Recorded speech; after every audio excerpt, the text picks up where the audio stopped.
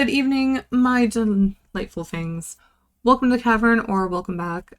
I unfortunately let someone borrow Scary Stories to Tell in the Dark, and I haven't gotten it back yet, so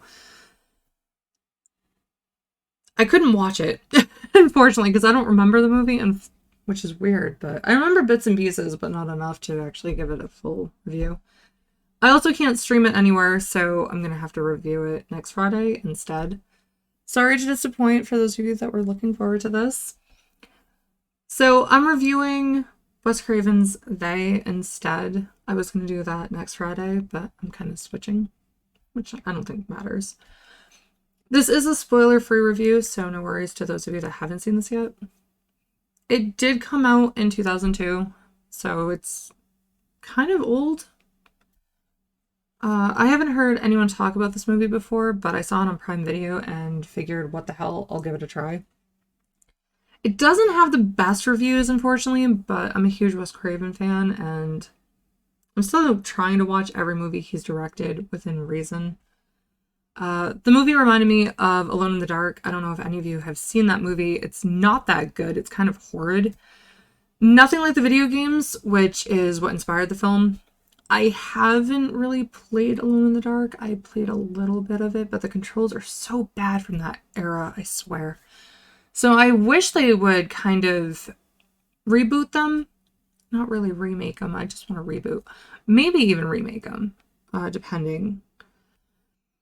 They is about a little boy named Billy who has trouble sleeping. He sees things in the dark that others explain away as typical childhood fears. However, something grabs him, and then we see him later as an adult. Billy's still suffering with his fear of the dark and these creatures he believes are hiding within the shadows. His sister Julia, we learn, is actually the main character of the story. She too suffered from night terrors, but stopped having them as she got older, which is typical. I don't have night terrors anymore. I did when I was a kid. Although those nightmares soon return after something happens to her brother. Not gonna tell you what. People think she's losing her mind and worried about her mental health. Understandably so. I mean, that's a lot on someone to deal with. She's trying to get her, I think, doctorate or master's, so she has to write a thesis, and I know all about thesis. I've written two, because I have two masters. Oh, no, I don't. I almost had two masters. Excuse me. I have one master's. I was going to have two. So I understand that's a lot of pressure to put on somebody. Plus, her brother is having issues. So that's a lot of stress. So it's understandable why people would think, her mental health is, she basically needs help. I liked how you never really see the creatures in the dark. They're kind of obscured by the darkness that they dwell within. The ending was incredible, not something I thought was going to happen. Surprisingly, I enjoyed this movie and I would watch it again. I'm surprised at how low the score for this film is, just because I liked it.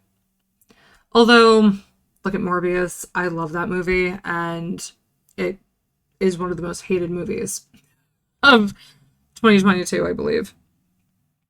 So I don't always agree with everyone else, I guess.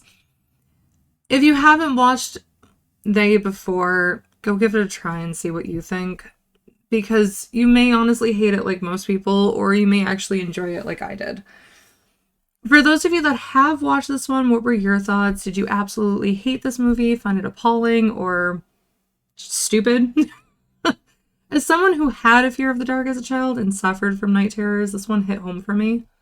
I never attacked anyone, though, when I was in between being awake and asleep. I do remember that feeling, though, the uncertainty of whether I was truly awake or still in my nightmare. Are there any Wes Craven films I should check out that you would recommend? I will disclose anything with sexual assault or abuse I tend to stay away from. They're a hard watch for me. Thank you so much for watching and sticking around till the end. Tuesday, I'm returning to Tiny Tina's Wonderlands. Friday, I'll share my full review of Scary Stories to Tell in the Dark. If you don't want to miss the upcoming content, please click the bell icon to be the first ones notified of the new videos. Take care and enjoy your weekend. Bye, everyone.